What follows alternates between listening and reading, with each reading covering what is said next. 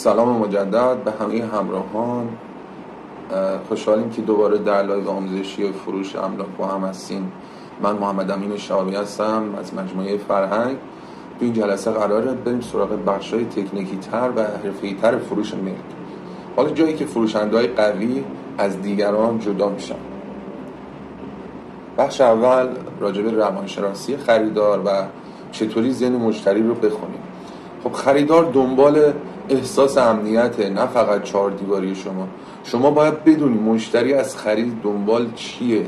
آرامش میخواد، سود میخواد، آینده میخواد، موقعیت شغلی میخواد.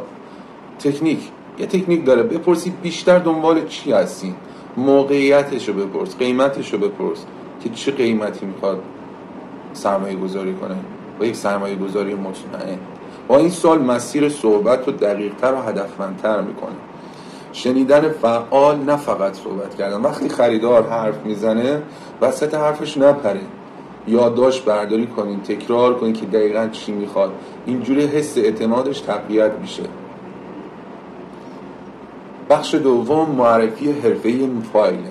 یعنی ملک رو یک طوری معرفی کن که بخری، به جای فقط گفتن مثلا 150 طبقه دوم نور خوب و اینا، بگی آقا ملکی که حس آرامشی داره با پنجره‌هایی که نور صبح رو مستقیم وارد پذیرایی میکنه توی یک کوچه خلوت و بی سر صدا. متوجه هستین چی میگم؟ نکات معرفی حرفه‌ای فایل، یعنی این نکاتیه که برای یک معرفی حرفه‌ای لازمه یادگیریه. شما اول از احساس شروع کن، بعد اطلاعات فنی بده. با عکس حرفه‌ای، ویدیوهای کوتاه یا تور مجازی معرفی ملک رو جذاب‌تر کن. درباره امکانات منطقه هم توضیح بده که دسترسی عالی داره به اتوبوس، مدرسه مثلا اطراف اون ملک هست یا نه، که دسترسی فرزند اون شخص آسون باشه. یعنی جوری نباشه که بخواد مثلا سرویس بگیره یا با اتوبوس حمل و نقل رو انجام بدن. نانوایی خیلی مهمه. مراکز بهداشتی و داروخانه و کلینیک درمانگاه، اینا همه حائز اهمیت هست توی این موضوع. بخش سوم ساخت اعتماده. یعنی اعتماد فوری رو ما بتونیم تو برخورد اول جلب کنیم. شما باید در 3 دقیقه اول این حس رو منتقل کنیم: من مشاور املاکی هستم که فقط دنبال کمیسیون نیست، دنبال رضایت واقعی شماست. خب برای این کار با صداقت کامل در مورد نواقص ملک هم صحبت کنید. یعنی نه فقط از مزایا و آپشنایی که داره صحبت کنید. از تجربه های گذشته مشتریاتون مثال بیارید که آقا مثلا فلان شخص اومده فلان ملک رو خریده، راضی بوده، سود کرده، سرمایه گذاریش هم مطمئن و عالی بوده.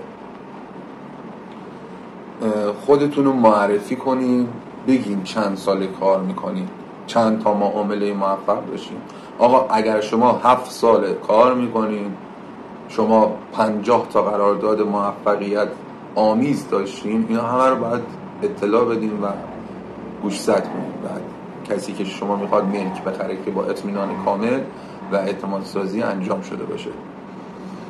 بخش چهارم پیگیری هوشمند، نه آزار دهنده.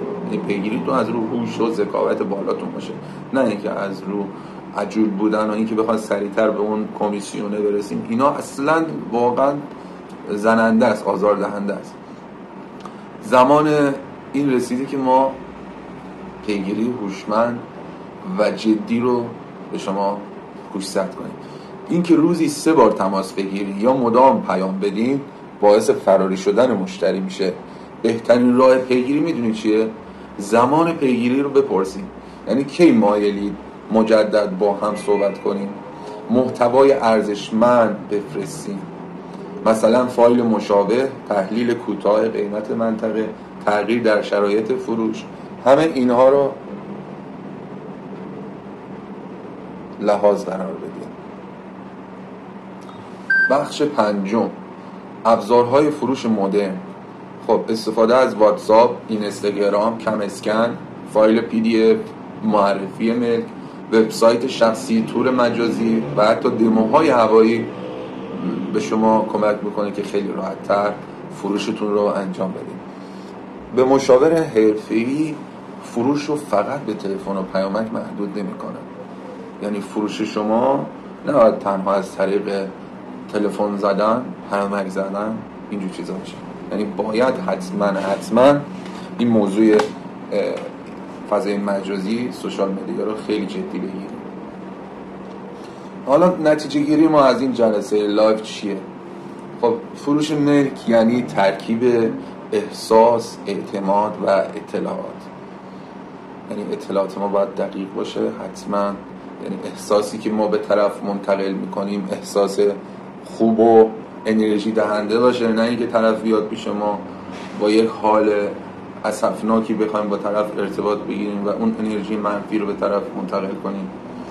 اعتماد جوری باشه که چهره اعتماد آمیز داشته باشیم، اعتماد طرف به مقابلمون رو بتونیم جلب کنیم.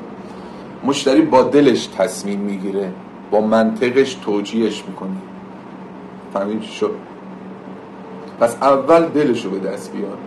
دل مشتری رو به دست بیاری، اون خودش میتونه منطق خودش رو که توجیه کنه دیگه. اون دیگه منطق طرف توجیه کردن کار آسونی نیست، ولی دل طرف رو بخوای به دست بیاری کار راحتیه. متوجه هستین چی میگم؟ پیگیری، معرفی حرفه‌ای، زبان بدن، شناخت نیاز مشتری، ابزار فروش واقعی شما هم. اگر از این جلسه نکته یاد گرفتین لطفاً توی کامنتات بنویسین و اگر دوست دارین در جلسه بعدی وارد بحث‌های فنی و حقوقی قرارداد، قولنامه، کد رهگیری یا فروش پروژه‌های پیش فروش بشین حتما بهم اطلاع بدید. ممنون از اینکه این مدت همراه هم بودین. من محمد امین شهابی هستم. با هم یاد میگیریم، رشد میکنیم و میفروشیم. خیلی خوشحالم.